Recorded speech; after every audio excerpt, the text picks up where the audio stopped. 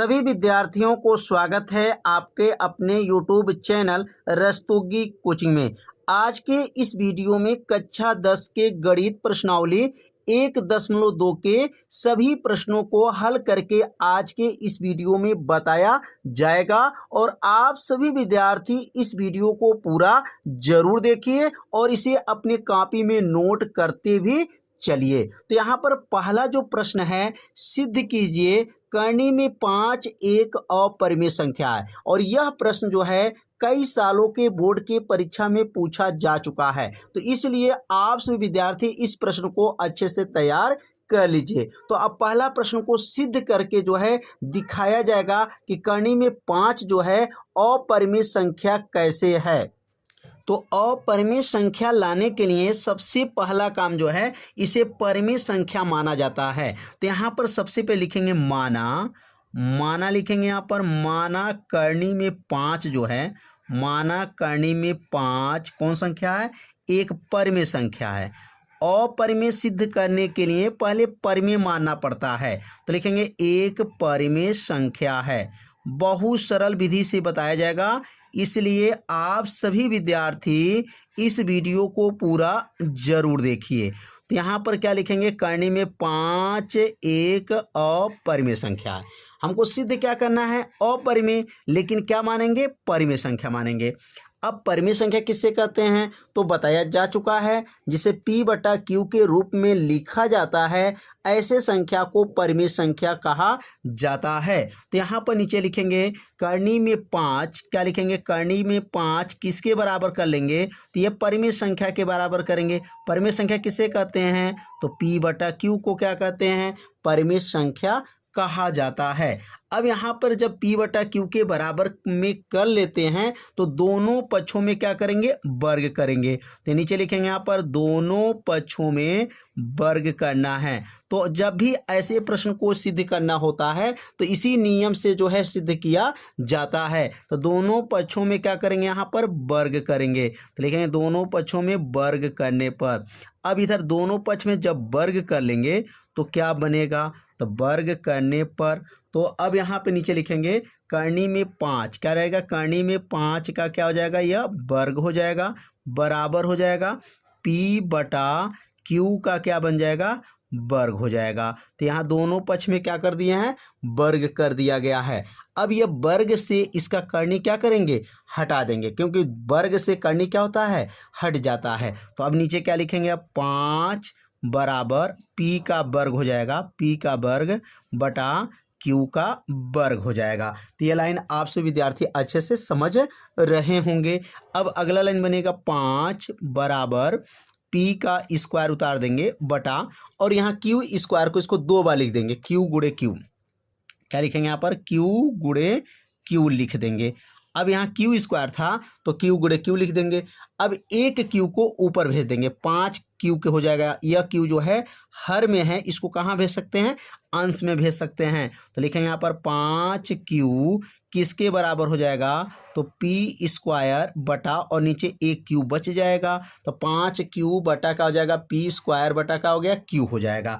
अब यहाँ पे क्या देख रहे हैं, 5Q जो है एक पूर्णांक संख्या है और इसमें देख रहे हैं P स्क्वायर बटा Q में कोई कॉमन नहीं दिखाई दे रहा है। मतलब यहाँ ऊपर Q है तो ऊपर यहाँ P है, तो कोई संख्या इसमें उभयनिष्ठ नहीं दिखाई दे रहा है। इसका मतलब यह मान इसके कभी बराबर नहीं हो सकता है। अब क्यों नहीं हो सकता है, क्योंकि इसमें संख्या और इसमें संख्या में कोई आपका उभयनिष्ठ संख्या दिखाई नहीं दे रहा है। तो यहाँ पर नीचे जो लिखेंगे, चूंकि लिख देंगे यहाँ पर, चूंकि यहाँ पर 5Q जो है क्या है, 5Q एक पूर्णांक है, 5Q एक कौन संख्या है, पूर्णांक संख्या है, पूर्णांक संख्या, या लिख सकते हैं पूर्णांक है, जो P बटा क्या लिखेंगे, जो P स्क्वायर बटा Q में कोई उभयनिष्ठ नहीं है, में लिखेंगे यहाँ पर उभयनिष्ठ नहीं है, उभयनिष्ठ नहीं है, मतलब P स्क्वायर बटा Q में कोई कॉमन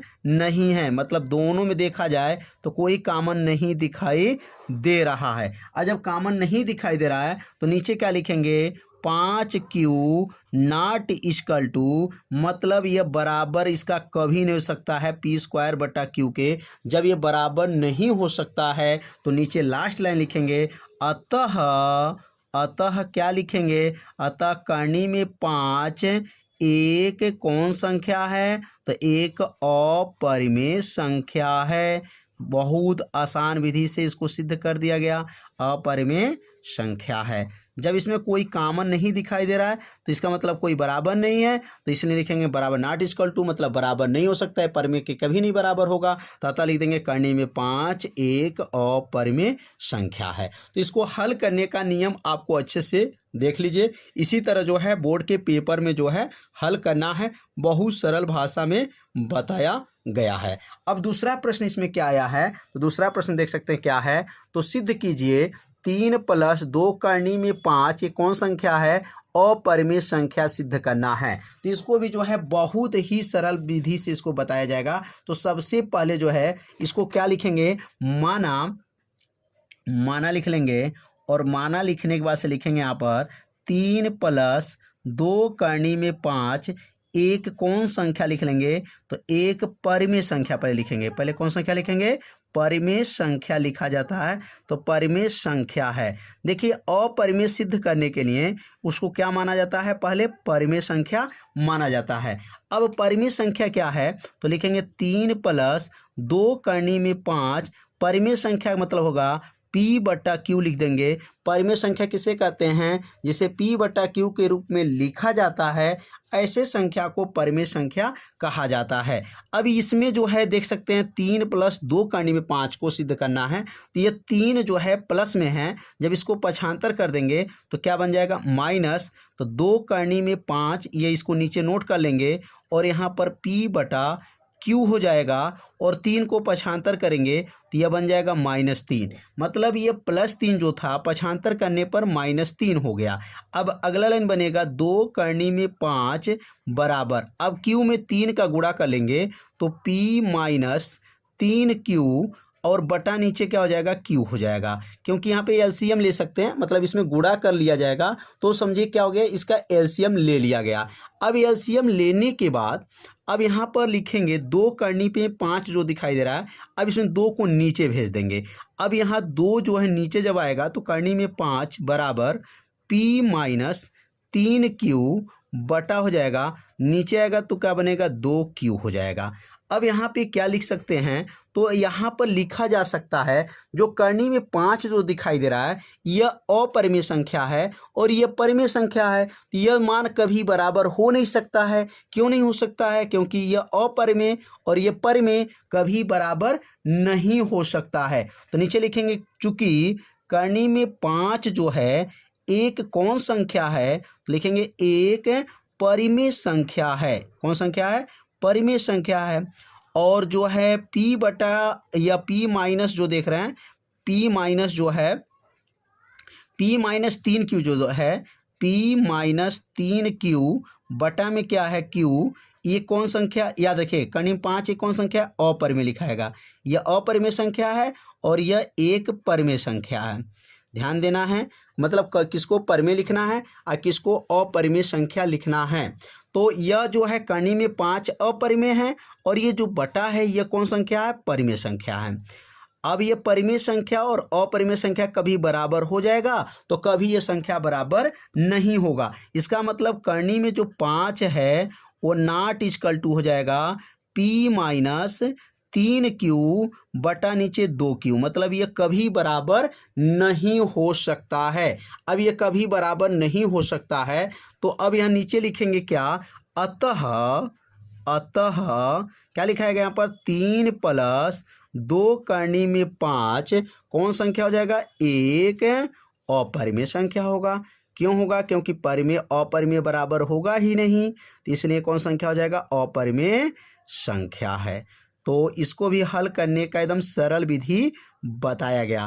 तो यह विधि जो है आप लोगों को अच्छे से समझ में आ रहा होगा। यदि समझ में नहीं आया होगा तो वीडियो को एक बार और देखिएगा, आपको एकदम सरल यह प्रश्न हो जाएगा। तो कैसे हल किया गया है, अभी आगे चल के भी ऐसे ही सभी प्रश्नों को हल करना है, जिससे आपका एक रिवीजन हो जाएगा और रिवीजन होने पे समझ जाएंगे कि बहुत ही यह चैप्टर बहुत सरल भाषा में इसको बताया गया है और इसको आपको अच्छे से समझ में आ गया होगा। तो अब यहाँ पर तीसरा प्रश्न क्या है, तो अब यहाँ तीसरा प्रश्न है, सिद्ध कीजिए निम्नलिखित संख्याएं अपरिमेय हैं। अब इसको अपरिमेय जो है सिद्ध करना है, तो सबसे पहले अगर अपरिमेय लाना है तो इसको पहले परिमेय संख्या माना जाता है। तो यहाँ पे लिखेंगे माना, अब इसको सरल विधि से हल करेंगे, माना 1/2 जो है एक क्या है, परिमेय संख्या है।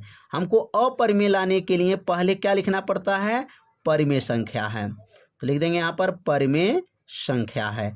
अब परिमेय संख्या किसे कहते हैं, तो आप सभी विद्यार्थी जानते हैं, जिसे P/Q के रूप में लिखा जाता है उसे परिमेय संख्या कहते हैं। तो 1/2 बराबर हो जाएगा P/ क्या हो जाएगा, Q हो जाएगा। अब यहाँ पर ये बटा में है, तो बटा में होने की वजह से इसको ऊपर करेंगे, 1 को नीचे करेंगे, Q को ऊपर करेंगे, P को नीचे कर देंगे, मतलब इसे उल्टा कर दिया जाएगा। तो करनी में 2/1 बराबर हो जाएगा और यहाँ Q/P हो जाएगा। मतलब इसको हर वाला अंश में गया और अंश वाला हर में भेज देंगे। तो इसी तरह यहाँ पर भी अंश वाला जो है देख रहे हैं हर में आया और हर वाला अंश में चला गया। अब यहाँ पे लिखेंगे दोनों पक्षों में क्या करेंगे, वर्ग करेंगे। तो लिखेंगे यहाँ पर नियम क्या, अभी इसके पहला प्रश्न में पढ़े हैं, सेम उसी तरह हल करेंगे। तो लिखेंगे दोनों पक्षों में क्या किया जाएगा, वर्ग करने पर। अब दोनों पक्षों में वर्ग करेंगे तो वर्ग करने पर क्या बनेगा, लिखेंगे यहाँ पर दोनों पक्षों में वर्ग करने पर, अब वर्ग करेंगे तो क्या बनेगा, करनी में ये 2/1, नीचे 1 को हटा भी सकते हैं, यहाँ वर्ग हो जाएगा बराबर हो जाएगा और यहाँ Q/P का क्या बन जाएगा, वर्ग हो गया। अब ये दोनों पक्ष में क्या हो चुका है, वर्ग हो चुका है। अब वर्ग से करनी का क्या हो जाएगा, हट जाएगा और नीचे यहाँ 1 है तो 1 मतलब 1 से भाग करेंगे तो करनी 2 ही रहेगा। अब वर्ग से करनी हट जाएगा, 2 हो जाएगा, बराबर हो गया, Q का स्क्वायर हो गया, बटा हो जाएगा P का स्क्वायर हो जाएगा। तो ये लाइन जो है आप सभी विद्यार्थी अच्छे से समझ गए होंगे, वर्ग से करनी हट गया, Q का वर्ग P का वर्ग हो गया। अब अगला लाइन जो बनेगा, अब यहाँ लिखेंगे 2 बराबर, अब यहाँ पर Q स्क्वायर हो जाएगा बटा और P को 2 बार लिख देंगे, P/P लिख देंगे। अब एक P को जो है ऊपर भेज देंगे, किसके पास, 2 के पास भेज देंगे। तो क्या लिखेंगे यहाँ पर 2Q बराबर हो जाएगा, यहाँ 2P रहेगा, ध्यान देंगे 2P। अब ये P वाला ऊपर चला गया तो लिखेंगे 2P बराबर हो गया Q स्क्वायर बटा P हो जाएगा। मतलब एक Q जो है नीचे वाला जो यहाँ पे देख रहे हैं P, यहाँ P/P था तो एक P को ऊपर यहाँ 2 के पास भेज देंगे तो 2P बराबर होगा Q स्क्वायर बटा P। अब इसके नीचे क्या लिखेंगे, तो इसके नीचे लिखेंगे 2P जो है कौन संख्या है, पूर्णांक संख्या है और जो Q स्क्वायर बटा P में कोई उभयनिष्ठ नहीं दिखाई दिया। तो यहाँ लिखना पड़ेगा, चूंकि 2P एक कौन है, पूर्णांक है, एक पूर्णांक है, पूर्णांक है जो P स्क्वायर बटा, P स्क्वायर नहीं Q स्क्वायर है, ध्यान देंगे Q स्क्वायर बटा P में कोई उभयनिष्ठ नहीं है। कोई उभयनिष्ठ का मतलब कॉमन, कोई कॉमन नहीं मिल रहा है, कोई उभयनिष्ठ नहीं है, उभयनिष्ठ नहीं है। मतलब ये 2P जो है, यह जो 2P है यह एक पूर्णांक है और यहाँ Q स्क्वायर बटा P में कोई कॉमन नहीं दिखाई दे रहा है। जब कोई कॉमन नहीं दिखाई दे रहा है तो इसका मतलब क्या हो गया, 2P not equal to Q square बटा P, मतलब ये दोनों मान में से कोई बराबर नहीं होगा। अब क्यों नहीं होगा, तो पहला प्रश्न में भी बताया गया है कि ये जब पूर्णांक संख्या में कोई उभयनिष्ठ कॉमन नहीं दिखाई दे रहा है, जब उभयनिष्ठ कॉमन नहीं दिखाई देगा तो नीचे क्या लिखेंगे, अब अतः 1/, करनी में 2 कौन संख्या है, एक अपरिमेय संख्या है। बहुत आसान है, अपरिमेय संख्या है, अपरिमेय संख्या है। ऐसे जो है इसको सिद्ध करना था। तो बहुत सरल विधि से इसको बताया गया, जो है आप लोगों को अच्छे से समझ में आ गया होगा। तो अब अगला प्रश्न है, अब यहाँ दूसरा प्रश्न दिया गया है 7 करनी में 5, इसको सिद्ध करना है अपरिमेय संख्या। अब 7 करनी में 5 को अपरिमेय सिद्ध करने के लिए क्या लिखना पड़ेगा, माना लिखेंगे यहाँ पर 7 करनी में 5 कौन संख्या है, एक परिमेय संख्या है। क्या लिखेंगे, एक परिमेय संख्या है। अपरिमेय लाने के लिए इसको क्या दिखाना पड़ता है, परिमेय संख्या दिखाना पड़ता है। तो अपरिमेय संख्या को सिद्ध करने के लिए हमको क्या लिखे हैं, माना 7 करनी में 5 एक परिमेय संख्या है। अब परिमेय संख्या क्या होगा, 7 करनी में 5 किसके बराबर होगा, तो P बटा Q के बराबर में हो जाएगा। अब ये 7 को नीचे भेज देंगे तो करनी में 5 बराबर हो जाएगा, यहाँ पर P बटा नीचे आएगा तो 7 यहाँ पर Q हो जाएगा। अब यहाँ पे देख रहे हैं ये तो करनी में 5 अपरिमेय है और ये परिमेय है, तो बताइए ये संख्या कभी बराबर होगा, तो कभी नहीं बराबर हो पाएगा। तो यहाँ पे लिखेंगे चूंकि करनी में 5 एक कौन संख्या है, तो करनी में 5 एक अपरिमेय संख्या है। अब ये अपरिमेय संख्या हो गया, तो अपरिमेय संख्या है। और यहाँ पे जो बगल में दिया गया है देख सकते हैं बराबर वाला, तो यह क्या है, तो P बटा 7Q एक कौन संख्या है, तो एक परिमेय संख्या है। तो यह परिमेय हो गया और ऊपर वाला जो है अपरिमेय संख्या। समझ में आ गया कैसे परिमेय और अपरिमेय क्यों है, क्योंकि यह करनी में 5 अपरिमेय और यह परिमेय, तो यह संख्या कभी बराबर नहीं हो सकता है। जब ये संख्या कभी बराबर नहीं हो सकता है तो नीचे लिखेंगे करनी में 5 नॉट इक्वल टू P बटा 7Q, ये बराबर कभी नहीं हो पाएगा। और जब बराबर नहीं हो पाएगा तो लास्ट में लिखेंगे यहाँ पर अतः 7 करनी में 5 कौन संख्या हो जाएगा, एक अपरिमेय संख्या। कितना आसान है। तो इसे जो है अपनी कॉपी में जब इसे नोट कर लेंगे तो यह क्या हो जाएगा, आपके लिए यह सरल हो जाएगा। तो अपरिमेय संख्या है। तो यह जो है प्रश्न आपको दूसरा भी प्रश्न समझ में आ गया होगा। तो अब यह लास्ट प्रश्न जो है तीसरा प्रश्न क्या दिया गया है, तीसरा प्रश्न को जो है आपसे विद्यार्थी तो सीधे कर लेंगे। तो तीसरा प्रश्न दिया गया है 6 प्लस करनी में 2 आपको सिद्ध करना है अपरिमेय संख्या है। तो कैसे लिखेंगे, माना सबसे पहले क्या लिखेंगे, माना 6 प्लस करनी में 2 कौन संख्या है, एक परिमेय संख्या है, एक परिमेय संख्या है। तो यह परिमेय संख्या हो गया। और परिमेय संख्या किसे कहते हैं आपसे विद्यार्थी जानते ही हैं। क्या लिखेंगे यहाँ पर, अगला लाइन बनेगा तो 6 प्लस करनी में 2 किसके बराबर होगा, P बटा Q के बराबर होगा। अब P बटा Q क्यों बराबर होगा, क्योंकि परिमेय संख्या किसे कहते हैं, जिसे P बटा Q के रूप में लिखा जाता है, ऐसे संख्या को परिमेय संख्या कहा जाता है। अब 6 को पक्षांतर करेंगे तो करनी में 2 बराबर P बटा Q माइनस 6 हो जाएगा। अब अगला लाइन जो बनेगा तो क्या बनेगा, करनी में 2 बराबर, अब Q में 6 का गुणा करेंगे 6 में, तो P माइनस 6Q बटा हो जाएगा और नीचे हो जाएगा Q। तो अब यहाँ पे क्या देख रहे हैं, तो यह करनी में जो 2 है ये कौन संख्या है, तो यह अपरिमेय है और यह परिमेय है। तो बताइए यह संख्या कभी बराबर हो पाएगा, तो यह संख्या कभी बराबर नहीं हो पाएगा। तो यहाँ पे लिखना पड़ेगा चूंकि करनी में 2 जो है कौन संख्या है, एक अपरिमेय संख्या है, एक अपरिमेय संख्या है। तो यह अपरिमेय संख्या हो गया। तो अपरिमेय संख्या लिख देंगे और बराबर जो दिया है, क्या बराबर है, तो बराबर दिया यहाँ पर P माइनस 6Q बटा Q, यह कौन संख्या है, तो कहेंगे एक परिमेय संख्या है। अब बताइए अपरिमेय संख्या के बराबर कभी हो पाएगा, तो यह संख्या कभी के बराबर नहीं होगा। और जब नहीं होगा तो क्या लिखेंगे, करनी में 2 नॉट इक्वल टू क्या होगा, P minus P minus 6Q बटा Q। ये दोनों संख्या कभी बराबर नहीं होगा। और जब कभी बराबर नहीं होगा तो क्या लिखेंगे यहाँ पर, अतः 6 प्लस करनी में 2 कौन संख्या है, 1 अपरिमेय संख्या है। कितना आसान है, इसे सिद्ध कर दिया गया, तो अपरिमेय संख्या है।